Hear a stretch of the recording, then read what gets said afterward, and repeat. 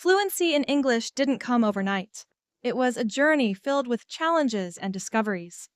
I started by immersing myself in the language, watching movies without subtitles, listening to music, and reading everything I could get my hands on. At first, I struggled with pronunciation and grammar, but I embraced my mistakes as stepping stones.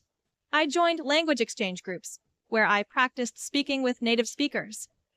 Those conversations were nerve-wracking but exhilarating.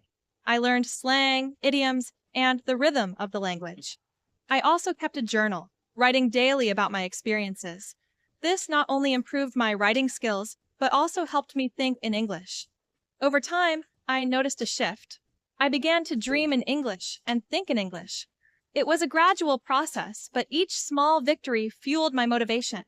Now, I can express myself confidently, and I cherish the connections I've made through this beautiful language.